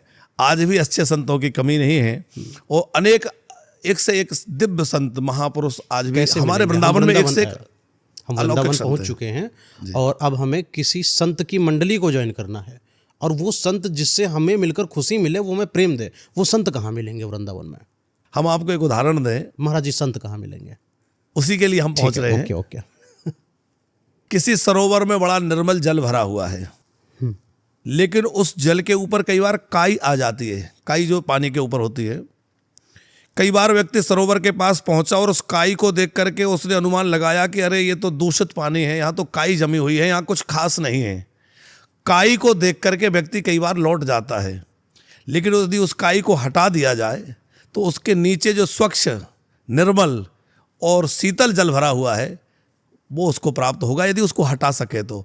यदि उसी काई में वो देख करके लौट जाता है तो वो निर्मल जल तक पहुंचने से वंचित रह जाएगा। काई कैसे हटेगी? काई हटाने के लिए हमें लगातार प्रयास करना होगा। ऐसा नहीं है कि एक ही बार में सफलता मिल जाए, हमें श्रद्धापूर्वक बार बार उसके लिए प्रयास करना पड़ेगा। और प्रयास करते करते, देखिए, संत को खोजने की आवश्यकता नहीं है, हमें अपनी श्रद्धा को इतना अधिक प्रबल बनाना है कि संत स्वतः अपना दर्शन हमारे सामने प्रकट कर देंगे। बहुत सारे ऐसे संत हैं जो हमारे सामने से निकल रहे हैं पर हम उनको नहीं पहचान पा रहे हैं। कैसे पहचाने? वही बात है कि वो दृष्टि कहाँ से आए कि हम उन संत को पहचान पाएं। क्या वो संत हैं? ये भी सही है। जरूरी नहीं है कि जिसकी लंबी जटाएं हैं या जिसका स्वरूप बहुत सुंदर है वो संत होगा। संत को पहचानना बहुत मुश्किल है, क्योंकि कई बार आपको देखने में लगेगा ये व्यक्ति तो पागल है। वो पागल नहीं होगा, हो सकता है वो कोई पहुंचा हुआ संत हो। और कई बार आपको लगेगा ये तो बड़े सिद्ध पुरुष है, हो सकता है कि वो कुछ और हो। तो ये बड़ा कठिन है निर्णय करना, जैसा कि आपने कहा कि कैसे पहचाना जाए। उसके लिए हमें अपनी श्रद्धा बढ़ानी होगी, संतों में निष्ठा बढ़ानी होगी, अपना थोड़ा नाम जप बढ़ाना होगा, और नाम जप बढ़ाएंगे, श्रद्धा बढ़ेगी, तो धीरे धीरे अपने आप हमें उन संतों को प्राप्ति हो जाएगी। क्योंकि मानस में कहा गया है, पुण्य पुंज विन मिलहि न संता। संत जो है कोई ऐसा नहीं है कि कोई घूमते फिरते कोई किसी को कहीं भी मिल जाए, क्योंकि संत की प्राप्ति दुर्लभ है। संत समागम हरि कथा जग में दुर्लभ दोय। तो सच्चे संतों की प्राप्ति दुर्लभ है। दुर्लभ इसलिए नहीं है कि संतों का अभाव है, दुर्लभ इसलिए है कि लोगों की उतनी पात्रता नहीं है। पात्रता के बिना कोई वस्तु प्राप्त नहीं हो सकती। जब हमारे अंदर वो पात्रता नहीं होगी तो हमें प्राप्त नहीं हो रहा। महाराज जी, आपने कई लोगों को देखा होगा, और जितने मेरा पॉडकास्ट देख रहे हैं इस चीज़ से विमुख हो ही नहीं सकते कि बहुत सारे ऐसे बच्चे हैं जो मंदिरों में लगे हुए हैं और किसी एक पर्टिकुलर एक नाम के संत जी के पास लगातार सालों से लगे हैं कि कभी तो संत जी उन्हें मानेंगे कि ये मेरा शिष्य है, लेकिन असल में पता चला कि वो शिष्य सिर्फ काम करने वाला ही काम काजी ही रह गया। उसको कभी वो उपाधि ही नहीं मिली शिष्य की, क्योंकि वो असल में संत थे ही नहीं। देखिए, सेवा करने की भावना भी क्या थी, इस पर भी बहुत संत लोग प्राप्ति थी महाराज जी। जी, संत प्राप्ति थी। संत प्राप्ति थी या सत्ता प्राप्ति थी? वही बात है महाराज जी, जैसे आपने बताया काई हटाना है, ये मेरे सवाल तो है ही, साथ में जनता के भी बहुत सारे लोगों का, बहुत सारे लोगों और जब हम यहाँ पर आते हैं, आप बताते हैं कि मैं एक पर्टिकुलर, मैं बहुत कम लोग ही वृंदावन में हैं जो फेमस हैं, और जब फेमस के नाम के आगे हम संत जोड़ देते हैं तो हम किसी सेलिब्रिटी को अपना संत मान लेते हैं, नहीं, है ना। और संत के पास तक पहुँचना इतना मुश्किल है आजकल के ज़माने में। ये समझ लीजिए कि आप सब महाराज पैसा कमा सकते हैं, घर कमा सकते हैं, आप इज्जत कमा सकते हैं, आप राजनीतिक पद पा सकते हैं, लेकिन प्रॉपर रूप से एक गरीब आदमी का संत से डायरेक्ट मिल पाना इतना मुश्किल सा हो गया है वृंदावन में। तो वृंदावन में आदमी आता है संत के लिए, बेचारा परेशान है वो गलियों में, बेचारा परेशान है वो लाइनों में। नहीं, देखिए, ऐसा नहीं है कि संत की प्राप्ति के लिए धन होना जरूरी है। जैसा कि अभी हमने एक चीज़ कही थी कि संत समागम हरि कथा जग में दुर्लभ दोय, उसको यदि पूरा कहा जाए तो आपने जो बात कही इसमें वो पूरा आ जाएगा कि सुत दारा अरु लक्ष्मी पापी के भी होय, और संत समागम हरि कथा जग में दुर्लभ दोय। संसार में धन कमाना, ऐश्वर्य कमाना, साधन जुटाना कठिन नहीं है, कठिन है सच्चे संत की प्राप्ति। अब बात आपकी जो है वो यहीं आ जाती है कि आखिर उन सच्चे संत की प्राप्ति कैसे हो। उस सच्चे संत की प्राप्ति के लिए धन हो ऐसा आवश्यक नहीं है। ऐसे बहुत सारे लोग हैं जो निर्धन हैं या धन के कोई व्यय नहीं कर रहे हैं, लेकिन उनको संतों की प्राप्ति हो रही है। कितने लोग हैं जो सच्चे संतों से जुड़े हैं। हम लोगों की दृष्टि बदल गई है। हम लोग उनको संत मानते हैं जिनके साथ 10-20 हज़ार चेले हैं। हम लोग उनको संत मान बैठे हैं जिनके पास लंबी गाड़ियों का काफिला है। हम लोग उनको संत मान बैठे हैं जो 10-20-50 करोड़ 100-200 करोड़ के मालिक हैं। हम उनको संत मान बैठे हैं, ये भूल हमारी है। हम उनके पीछे लाइन लगा रहे हैं कि ये संत हैं, लेकिन जरूरी नहीं है कि जिसके पास 10-50 हज़ार शिष्य मंडली हो वह संत है। हो सकता है कोई ऐसा संत है जो कहीं एकांत में बैठकर किसी वृक्ष के नीचे माला जप रहा है, वो बहुत पहुंचा हुआ हो। तो हम लोगों का नजरिया भी तो हमें बदलना होगा। हम केवल उन्हीं को संत मान रहे हैं जिनके पास वैभव है। जी महाराज जी, वही मैं आपके, क्योंकि आप ही हैं जो वो मार्गदर्शन दे सकते हैं। बिल्कुल क्योंकि बिल्कुल। अब जो आपने बताया ना कि कोई एक ऐसा संत जो अकेले कोने में बैठा हो, फिर एक बात आती है, संत को चाहिए शांति। जी, संत का सीधा कनेक्शन शांति से है। बिल्कुल। और शांति जिस तरीके का आपका वातावरण वृंदावन में है, शांति तो धीरे धीरे भंग हो रही है, तो जाहिर सी बात संत भी भंग हो रहे हैं। भाई, जैसे जैसे भीड़ बढ़ रही है तो संतों की शांति, उनका भजन छूट रहा है, तो वो भी चाहते हैं कि हम किसी एकांत में रहें। संत अपने आप को छुपा के रखना चाहते हैं, क्योंकि ज़्यादा प्रकाश होगा तो भीड़ लगेगी, उनके भजन में बाधा होगी, उनके शांति में बाधा होगी, इसलिए संत छुपे रहना चाहते हैं। चट्टानों पर है ना संत, तो वहाँ चले जाने चाहिए फिर। ऐसे नहीं, ऐसा नहीं है। जैसा कि हमने पहले कहा कि वृंदावन रस की भूमि है और जो रसिक हैं वो तो वृंदावन में रहेंगे। हाँ भाई, ऐसा जरूरी नहीं कि सब हिमालय चले जाएं। जो ब्रज रस के उपासक हैं, जो प्रिया प्रियतम से लाड़ लड़ाने वाले हमारे रसिक महापुरुष हैं, वो वृंदावन को कैसे छोड़ सकते हैं। वो तो कहते हैं, यद्यपि मिले कोट चिंतामणि तदपि न हाथ पसार, अरे मन वृंदा विपिन निहार। यदि करोड़ों चिंतामणियाँ लेकर कोई बाहर खड़ा रहे और कहे कि वृंदावन से बाहर आ जाओ, तो ऐसे संत हैं वो बाहर नहीं जाएंगे, वो कहेंगे हमें वृंदावन ही प्यारा है। ऐसे भी संत हैं श्री व्यासदास जी हो, उन्होंने कहा है कि साक्षात श्री कृष्ण भी बाहर खड़े होकर ब्रजभूमि से ये कहें कि यहाँ आ जाओ, मैं दर्शन देने के लिए खड़ा हूँ, तो वो कहेंगे कि नहीं, हमें दर्शन भी देना है तो वृंदावन में आकर दो, क्योंकि वृंदावन हमारी प्राण निधि है, हम वृंदावन को छोड़कर बाहर नहीं जाएंगे। अच्छे भाव में महाराज जी, बहुत अच्छा लगता है जब ऐसी बातें सुनने को मिलती हैं। तब लगता है सच में वृंदावन जो है कुछ अलग है, कुछ अनोखा है। लेकिन फिर वही आ जाते हैं ग्राउंड रियलिटी पर, फिर बड़ी परेशानी होती है इंसानों को, बड़ा दुख होता है वृंदावन आने में। खैर वो तो सब लोगों का अपना व्यवहारिक है, जैसा आप कर्म करोगे वैसा पाओगे। चाहोगे तो पैसे से खरीद लोगे संत को, जो कि वो बिकेंगे नहीं। देखिए, इसमें एक चीज और हम कहना चाहेंगे कि हम संतों को ढूंढ तो रहे हैं, पर किस लिए ढूंढ रहे हैं, ये भी एक बहुत महत्वपूर्ण विषय है। संत जी हाथ रख दे तो उनके घर में पैसा आ जाए, या लग्जरी गाड़ी आ जाए। हम संत इसलिए नहीं ढूंढ रहे हैं कि संत मिल जाए तो हमें भगवान मिल जाए, या संत मिल जाए तो हमें भगवत प्राप्ति का रास्ता दिखाएं, बल्कि हम संत को भी इसलिए ढूंढ रहे हैं कि कोई संत मिल जाए, हमारे सिर पे हाथ रख दे, कोई चमत्कार कर दे और हमारे घर में एक चमत्कारिक तौर पर हमारा व्यवसाय चल जाए, पैसा आ जाए।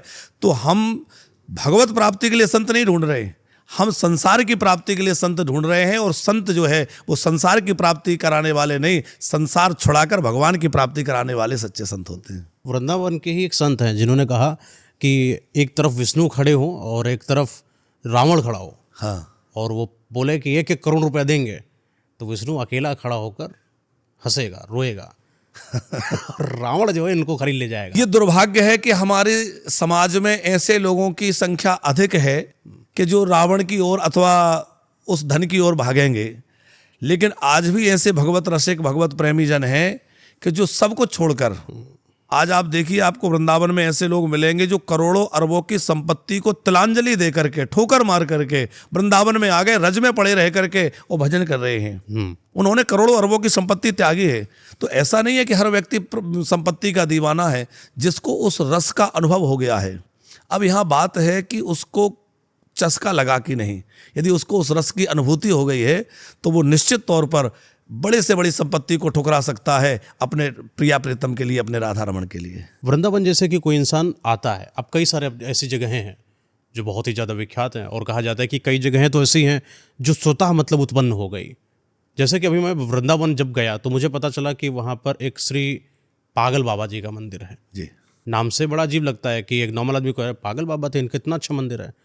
ये कौन है पागल बाबा जी? ये एक बड़े सिद्ध संत वृंदावन के थे, जो थे तो मूल रूप से बंगाली शरीर था, ब्रज में आ गए और ब्रज रस का आनंद लेते हुए भजन करते थे। और उनकी इतनी निष्ठा थी कि वो जीव मात्र में अपने प्रभु का दर्शन करते थे। तो उनको कुत्ता भी दिख जाए तो उसको प्रणाम करते थे, मेरे कृष्ण आ गए। हाँ। सुअर दिख जाए तो उसको प्रणाम करें कि मेरे कन्हैया आ गए। तो लोग कहते थे अरे ये बाबा तो पागल है। तो लोगों ने कह दिया पागल है, और वस्तुतः जो संसार के लिए पागल है वही परमात्मा के लिए प्रेमी है। क्या बात है। और जो संसार के लिए अपने मतलब का है वो भगवान के मतलब का नहीं है। तो संसार के मतलब के बने रहोगे तो भगवान के मतलब के नहीं बन पाओगे, और भगवान के काम के बन जाओगे तो संसार के काम के नहीं रह जाओगे। और भी कई ऐसी जगहें हैं जब वृंदावन में, जैसे प्रेम मंदिर है। प्रेम मंदिर की खासियत क्या है? प्रेम मंदिर हमारे ब्रज के महान संत श्रद्धेय श्री कृपालु जी महाराज जी की कृपा से बना है, उनके अथक प्रयास से बना है, और वह हमारे वृंदावन की शोभा को और कई गुना अधिक वृद्धि को प्रदान करने वाला है, यहाँ की सुंदरता को बढ़ाने वाला है। लेकिन हम आपके कार्यक्रम के माध्यम से एक चीज़ लोगों से कहना चाहेंगे कि जो भी नए नए स्थान हैं उनमें जाइए, लेकिन उनको ही आप वृंदावन समझ करके वहीं नाट के रह जाइए, क्योंकि वृंदावन के मूल स्वरूप को समझना है तो आपको तटिया स्थान जाना होगा, निधिवन जाना होगा, सेवा कुंज जाना होगा। जो यहाँ के देखिए वृंदावन की सप्त निधियाँ, सप्त ठाकुर हैं। आज केवल बांके बिहारी जी के मंदिर में भीड़ है, लेकिन जिस प्रकार बांके बिहारी प्रकट होकर लीला करते हैं या की है महापुरुषों के साथ, वैसी राधा रमण जी ने भी की है, वैसी गोपीनाथ जी ने भी की है, वैसी और भी ठाकुरों की लीलाएं हैं, वो भी वैसे ही सिद्ध हैं। लेकिन आज हम लोग देख रहे हैं कि वृंदावन की और जो ठाकुर हैं वहाँ वैसी भीड़ नहीं है, वैसा जन समुदाय नहीं है। धीरे धीरे लोग उस आकर्षण की ओर बढ़ रहे हैं। तो हमें लगता है कि यदि वृंदावन आए हैं तो बाहरी चमक धमक और आकर्षण की ओर आकर्षित ना होकर के वृंदावन के मूल स्वरूप की ओर बढ़ते हुए वृंदावन के मूल स्वरूप का दर्शन करें, तो आपको वास्तव में वृंदावन का रहस्य कुछ समझ में आएगा। यूएसए की एक साइकोलॉजिस्ट है निकोरा, उन्होंने बोला है कि साइकोलॉजी बनाई। उन्होंने कहा कि जहाँ पर ज़्यादा चीज़ें हैं वहाँ पर एक अदर इंसान भी आकर्षित हो जाता है। लेट सपोज डैट उन्होंने एग्जाम्पल दिया था एक बतासे का ठेला। कहने लगे कि 2 बतासे के ठेला हैं और एक बतासे के ठेला पर 7 लोग खाना खा रहा है, तो 8वां वाला बोलेगा कि यही ज़्यादा अच्छा है तो चलो यहीं पर खा लेना चाहिए। उसके पास कोई नहीं खा रहा है, इसका मतलब वो बेकार बना रहा है। वृंदावन भी कुछ वैसे ही साइकोलॉजिस्ट की साइकोलॉजी से उत्प्रेरित होता दिखाई पड़ रहा है। देखिए, वर्तमान में जो भीड़ तंत्र बढ़ रहा है, हम तो वैसे वृंदावन में आने वाले लोगों को भीड़ ना कह करके श्रद्धालुओं की संख्या कहेंगे, ये श्रद्धालुओं की। लेकिन आने वालों की जो संख्या है जो लगातार बढ़ रही है, उसमें बहुत सारे लोग ऐसे हैं जो केवल पिकनिक के तौर पर आ रहे हैं। बहुत सारे लोग हैं जो इसलिए आ रहे हैं कि शायद हमारा कुछ काम बन जाएगा, हमारा बिजनेस चल जाएगा, हमारा ये हो जाएगा। तो अलग अलग भावनाओं को लेकर लोग आ रहे हैं। लेकिन वृंदावन आकर्षण का केंद्र तो है ही, और वृंदावन के लोग यदि आ रहे हैं, यदि वो घूमने भी आ रहा है तब भी अच्छा है। तो जितना लोग आएंगे कुछ ना कुछ लेकर ही जाएंगे। क्या लेकर जाएंगे? जाकी रही भावना जैसी हो सकता है, कोई भगवत प्रेम लेकर जाए और कोई धन लेकर जाए, कोई आशीर्वाद लेकर जाए, कोई अनुग्रह लेकर जाए। हाँ। अच्छा महाराज जी, जितने भी लोग आते हैं, जैसे कि आपने बताया कि इधर उधर भीड़ में ना अटके रह जाएं, कुछ ऐसी जगहें बताइए वृंदावन की जहाँ पर भीड़ कम है लेकिन प्रभाव बहुत ज़्यादा है। ऐसे वृंदावन में जैसा हमने अभी चर्चा की, तटीय स्थान। तटीय स्थान में आज भी बिजली का प्रवेश नहीं है, वहाँ मोबाइल वगैरह कोई भी वस्तु अंदर प्रवेश नहीं है। आज भी वहाँ लकड़ी जला करके भोजन बनाया जाता है। लाइट का कोई उपकरण वहाँ, क्योंकि बिजली का कोई वहाँ प्रवेश ही नहीं है। तो ऐसे स्थान हैं, सेवा कुंज है, निधि वन है, बंसी वट है। आप थोड़ा सा और बाहर जाए तो भांडीर वन है, जहाँ राधा कृष्ण का विवाह हुआ। तो इस तरह के अनेक स्थान हमारे ब्रजमंडल में हैं जहाँ बहुत भीड़ नहीं है, लेकिन उन स्थानों की दिव्यता बहुत है, क्योंकि वहाँ ठाकुर जी ने लीलाएं की हैं और आज भी लीलाएं प्रत्यक्ष रूप से वहाँ हैं। जो बंसी वट है, वहाँ आज भी लोगों को बंसी की ध्वनि सुनाई देती है। सेवा कुंज में आज भी कितने लोगों को प्रिया प्रियतम के अनुभूतियाँ हुई हैं। तो उन स्थानों में जाएं और वहाँ कुछ देर एकांत में बैठ करके, नेत्र बंद करके और ध्यान करें उन लीलाओं का, जो प्रभु की लीलाएं हैं। तो उन लीलाओं का ध्यान करेंगे तो निश्चित कुछ ना कुछ अनुभूति आपको प्राप्त होगी। एक जगह पर मिट्टी है वृंदावन में, लोग वहाँ पर जाते हैं और नहाते हैं मिट्टी से, रेत से। वो कौन सी जगह है और क्यों जाते हैं लोग? रमण रेती, क्योंकि ब्रज की रज का बड़ा महत्व है। ब्रज रज जो है, ठाकुर जी भी जब आए तो उन्होंने ब्रज रज को ग्रहण किया मृदाभक्षण लीला में। तो ब्रज की रज की बड़ी महिमा है, क्योंकि ये श्री कृष्ण की चरण रज है, ये संतों की चरण रज है, हमारी श्री राधा रानी की चरण रज है, गौ माता की चरण रज है। ये ब्रह्म ही रज बनकर जहाँ व्याप्त है वो ब्रज है। ब्रज का मतलब है जहाँ ब्रह्म ही रज बनकर के व्याप्त है वो ब्रज है। तो ऐसा स्थान हमारे ब्रज में है। तो सभी रज की महिमा है, पर विशेष स्थान जो है वो रमण रेती, जहाँ रेती का रज का विशेष महत्व है। तो वहाँ लोग रज लगाकर स्नान करते हैं, रज में लोट लगाते हैं, रज को पान करते हैं, और उस रज के प्रभाव से उनके जीवन में अलौकिकता और दिव्यता आती है। रमण रेती में जब कोई जाता है जी, और वो अपने शरीर पर स्पर्श करता है, किन बातों का ध्यान रखना चाहिए, कौन सी गलती नहीं करना चाहिए रेत के साथ? देखिए, वहाँ जा कर के जैसे थूकना या जूते पहन करके उसमें जहाँ एक स्थान बनाया गया है तो वहाँ जूते चप्पल पहन करके जाना, थूकना, मलमूत्र त्याग करना या किसी प्रकार की गंदगी करना अपराध है। तो इन चीज़ों से वहाँ बचना चाहिए।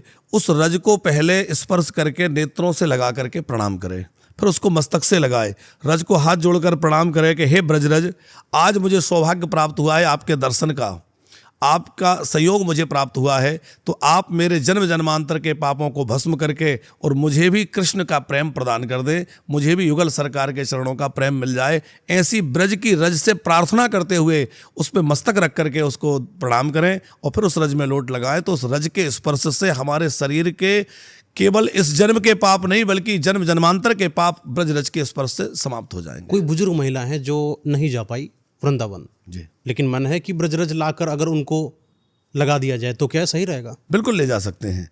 कुछ स्थान ऐसे हैं जहाँ से रज नहीं ले जाना चाहिए, जैसे निधिवन से रज उठा करके ले जाना, गिरिराज जी से कोई शिला उठाकर ले जाना, ये निषेध है। लेकिन रमण रेती से आप रज ले जा सकते हैं, कुछ और स्थान है जहाँ से रज ले जा सकते हैं। ब्रज की रज बहुत सारे लोग अपने घर में रखते हैं, भले ही ब्रज के बाहर रहते हैं, और वो नित्य प्रति ब्रज रज को थोड़ा सा मुख में धारण करते हैं, थोड़ा टीका लगा लेते हैं। तो ब्रज रज अपने घर में रखें, थोड़ा यमुना जल अपने घर में रखें और उस यमुना जल को नित्य प्रति थोड़ा पान कर लिया करें। तो भले ही आप ब्रज के बाहर रह रहे हैं, आप शरीर से वृंदावन में नहीं आ पा रहे हैं, लेकिन नित्य यमुना जल का पान हो रहा है, ब्रजरज का स्पर्श हो रहा है, ब्रजरज का पान हो रहा है, तो आपको वृंदावन वास का लाभ अपने घर में रह के भी प्राप्त हो सकता है। वृंदावन में यमुना जल कहाँ से लेना चाहिए? वृंदावन में यमुना जल लेने के लिए सबसे अच्छा स्थान है श्री केशी घाट, जहाँ यमुना जी की धारा है, यमुना जी की आरती होती है, आरती घाट से वहीं से जल ले लेना चाहिए, या फिर जहाँ रमण रेती है, रमण रेती से भी यमुना जी का जल लिया जा सकता है। जब कृष्ण जी की पूजा करी जाती है, उनके आरती करने के भी विशेष नियम होंगे? बिल्कुल, अलग अलग संप्रदाय हैं और अलग अलग संप्रदाय में अलग अलग प्रकार से आरती की विधि और विधान है। तो हमारे ब्रज की भी अलग अलग परंपराएं हैं, उस अनुसार से आरतियां होती हैं। सामान्य रूप से गृहस्थ जनों को जो अपने घर में पूजा करते हैं, प्रातः ठाकुर जी को उत्तापन माने और जगा करके ठाकुर जी को स्नान करा करके श्रृंगार करके कुछ भोग अर्पण करके और आरती उतारना चाहिए। तो 4 बार चरणों की आरती उतारें, 2 बार उदर प्रदेश की, नाभि प्रदेश की आरती, फिर 1 बार मुखमंडल की, और फिर 7 बार समस्त अंगों की आरती उतार करके भगवान को प्रणाम करना चाहिए। महाराज जी, जैसे कोई वृंदावन आए तो उनको किन बातों का खास ध्यान रखना चाहिए? देखिए, वृंदावन जब भी कोई आता है तो लोग सीधे बिहारी जी के मंदिर भाग जाते हैं, ये तरीका ठीक नहीं है।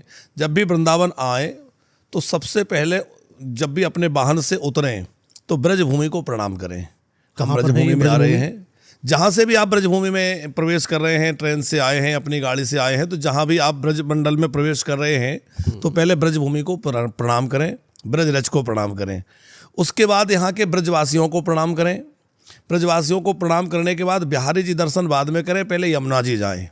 यमुना जी को प्रणाम करके आज्ञा लें कि हे यमुना महारानी, हम ब्रज में आए हैं, हमें बिहारी जी के दर्शन का आप आज्ञा प्रदान करिए। फिर वृंदा महारानी माने तुलसी महारानी को प्रणाम करें। तो पहले ब्रजभूमि को प्रणाम करें, फिर यहाँ के ब्रजवासियों को प्रणाम करें, ब्रज की लता पताओं को प्रणाम करें, फिर यमुना जी को प्रणाम करके उनका आशीर्वाद लें, तुलसी महारानी को प्रणाम करें, फिर बांके बिहारी जी, राधा रमण जी दर्शन करने के लिए जाएं, तो दर्शन करना ज़्यादा सार्थक होगा। अच्छा, और जब पहली बार देखें राधा रमण जी बांके बिहारी जाएं, पहली बार क्या देखें मंदिर जाते ही? पहली बार जैसे जाते हैं तो मंदिर में प्रवेश करने से पहले मंदिर के शिखर का दर्शन करना चाहिए। शिखर का दर्शन दूर से करके उसको प्रणाम कर लेना चाहिए। फिर मंदिर की जो चौखट है, मंदिर की चौखट को प्रणाम करना चाहिए, जहाँ नरसिंह भगवान का स्थान होता है। और उसके बाद जब मंदिर में के गर्भगृह में प्रवेश करें या मंदिर के प्रांगण में प्रवेश करें तो वहाँ जाकर नेत्र बंद करके खड़े नहीं हो जाना चाहिए। बहुत लोग जाकर के और नेत्र बंद कर लेते हैं। नेत्र खोल करके भगवान की छवि को खूब निहारना चाहिए और भगवान के दर्शन करके फिर उनके नेत्रों के मार्ग से उनकी छवि को हृदय में ले जाकर और फिर नेत्र बंद करके ये भावना करें कि प्रभु अब आप हमारे हृदय में विराज गए हैं, अब आप कृपा करके हमारे हृदय में विराजी रहें। राधा जी से जिस तरीके से आपने बताया कृष्ण जी के दर्शन के लिए, क्या यही नियम राधा जी के लिए भी रहेंगे? अवश्य इसी तरह से राधा जी का कुछ अलग राधा जी के लिए नियम होंगे? राधा जी के दर्शन के लिए यदि जाते हैं तो वहाँ हमें इस बात का विशेष ध्यान रखना है कि राधा जी के साथ में कृष्ण जी का दर्शन भी करें, क्योंकि राधा जी कभी भी अपने आप को अलग नहीं रखती हैं। जैसे कई जगह कृष्ण के अलग से भी दर्शन हैं, लेकिन राधा जी के दर्शन हर जगह कृष्ण के साथ ही हैं। तो राधा और कृष्ण युगल सरकार हैं, तो युगल रूप में ही दर्शन करें और राधा नाम लेते हुए उनका दर्शन करें, तो राधा जी की जल्दी कृपा प्राप्त होगी। महाराज जी, पहले राधे कृष्णा चलता था, हाँ, फिर समय के साथ प्रचलन बदला, राधा राधा हो गया। हाँ, ये षड्यंत्र क्या है? ये क्या है? मतलब बहुत सारे लोगों का सवाल है कि राधा राधा ही क्यों, कृष्ण क्यों बोल गए? आपने कभी सोचा है कि राधा क्या जपती हैं? लोग राधा राधा जपते हैं, कृष्ण भी राधा राधा जपते हैं, लेकिन राधा क्या जपते हैं? ये बात जब किसी ने राधा से, किसी गोपी ने पूछी कि आप क्या जपती हैं, तो राधा जी ने कहा कि मैं राधा राधा राधा राधा रटती हूँ। तो आश्चर्य हुआ कि आप राधा हैं और आप अपने ही नाम को रटती है, ये क्या बात हुई? तो राधा जी ने कहा कि उसका कारण ये है कि श्री कृष्ण को सबसे ज़्यादा प्रसन्नता तब होती है जब कोई राधा नाम बोलता है। राधा नाम सुनते ही श्री कृष्ण प्रसन्नता से भर जाते हैं। तो मेरा उद्देश्य तो है कृष्ण को प्रसन्न करना। यदि वो मेरे नाम को सुनकर के प्रसन्न होते हैं तो मैं भी राधा राधा राधा रटती हूँ। गोस्वामी तुलसीदास जी जब वृंदावन में प्रवेश किए तो उन्होंने यहाँ अनुभव किया कि ब्रज की लताओं से, यहाँ के कुंजों से, यहाँ की रज से, यमुना जी से हर जगह राधा राधा राधा राधा राधा नाम निकल रहा है और वो गूंज रहा है। यह राधा नाम इतना महापुरुषों ने जपा है कि वो गूंज रहा है। तो अनायास यहाँ आने वाले के मुंह से राधा राधा राधा राधा निकलने लगता है। आपने देखा होगा जो कभी राधा राधा नहीं बोलता वो भी वृंदावन में आके अपने आप राधे राधे। अब चूंकि गोस्वामी तुलसीदास जी जैसे महापुरुष उस दिव्यता को प्राप्त थे कि वो उसका अनुभव कर पाए, हम जैसे सामान्य लोग उसको अनुभव नहीं कर पाते, लेकिन उसका प्रभाव हमारे चित्त पर होता है और यहाँ आके अपने आप राधा राधा राधा राधा हमारे मुख से निकलने लग जाता है। ये ना तो कोई षड्यंत्र है, ना कोई सुनियोजित तरीके से ऐसा है कि किसी ने राधा नाम का वो किया है। ये तो स्वतः राधा नाम का प्रचार हो रहा है, क्योंकि कलिकाल में राधा नाम जो है वही उद्धार का सबसे बड़ा हेतु है। इसलिए श्री जी का नाम सब संतों की मुखमंडल पर है और राधा राधा का आश्रय वो लिए रहते हैं। आपने बताया कि वृंदावन आने से पहले आपको ध्यान देना पड़ेगा कि राधा जी के दर्शन और कृष्ण जी के दर्शन अलग ना करें, जबकि कई लोगों की जगह ऐसी है जहां कृष्ण जी के दर्शन अलग भी किए जा रहे हैं, जो कि नहीं करना चाहिए, क्योंकि युगल जोड़ी आपने बताया। फिर हम राधा जी को अलग क्यों कर रहे हैं? नहीं, राधा जी के मंदिर जहां भी होंगे वहां कृष्ण अवश्य साथ होंगे। अवश्य है, ठीक है। और कृष्ण के जहां मंदिर हैं वहां भी प्राय आप देखेंगे तो राधा जी हैं। ठीक है। जैसे बांके बिहारी जी हैं, तो आप देखने में तो वो बांके बिहारी जी लगते हैं, पर वहाँ श्री चरणों में राधा जी विराजमान हैं। राधा वल्लभ जी हैं तो राधा वल्लभ जी दिखाई देते, पर राधा जी वहाँ दर्शन नहीं होता, लेकिन राधा जी है। तो यानी आपके कहने वाला जो राधा राधा है ये कोई वजह नहीं है, एक भाव है, बस एक भाव है, बिल्कुल, कि हमें कृष्ण चाहिए, कैसे भी चाहिए, साम दाम दंड भेद जैसे भी मिले। राधा कृष्ण अलग है ही नहीं, तो उनका अलग अलग दर्शन का कोई, जहाँ कृष्ण है वहाँ राधा है ही है। हाँ, तो राधा राधा ही बुलाएंगे जी। कृष्ण कृष्ण अगर बोल दें, बिल्कुल बोल सकते हैं। कई लोगों ने कृष्ण कृष्ण कृष्ण कृष्ण कृष्ण कृष्ण जपा है और उनको सिद्धि प्राप्त हुई है। भगवान के अनेक नाम हैं और सभी नामों का अपना अपना प्रभाव है। गोविंद नाम जपें, कृष्ण नाम जपें, माधव नाम जपें, दामोदर जपें, कोई भी नाम ले सकते हैं, पर राधा नाम से जितनी जल्दी हृदय की मलिनता दूर हो जाती है। और राधा रानी इतनी अधिक करुणामयी हैं, करुणा राधा जी में बहुत विशेष है, इसलिए हम उनको बरसाने वाली कहते हैं कि वो निरंतर करुणा बरसा रही हैं। तो राधा नाम लेते ही एक तो कृष्ण पीछे दौड़ने लगते हैं कि मेरी प्रिया का नाम कोई उच्चारित कर रहा है। राधा नाम लेते ही श्री जी की कृपा करुणा बरस जाती है और जीव पर उनकी कृपा जब होती है तो उसके चित्त की मलिनता दूर हो जाती है और उसके अंदर सहज कृष्ण प्रेम प्रकट होने लगता है। अच्छा, राधा जी जैसे हैं और कृष्ण जी जैसे हैं वृंदावन में हैं, तो पूरे वृंदावन में कृष्ण जी के कई और भी मंदिर हैं, जैसे कि आपने अभी बताया, है ना? कितने मंदिर होंगे, आपको कुछ आइडिया है? देखिए, मुख्य रूप से तो 7 मंदिर, जो 7 देवालय यहाँ के प्रमुख हैं वो सप्त देवालय हैं, जो सप्तनिधि कहे जाते हैं। फिर वैसे तो वृंदावन में अनेक मंदिर हैं जिसकी गणना करना अभी मुश्किल है। तो वृंदावन तो ठाकुर जी का निवास स्थान है, तो यहाँ तो हर आश्रम में, हर मठ में, हर स्थान में राधा कृष्ण विराजमान है, सब जगह वही है। अच्छा, वृंदावन में जैसे कोई आए तो कौन कौन से ऐसे मंदिर हैं जहाँ पर हुआ है तो ठीक है, वृंदावन हो लिया? वृंदावन यदि कोई व्यक्ति आता है तो सबसे पहले तो उसको यमुना जी अवश्य जाना चाहिए।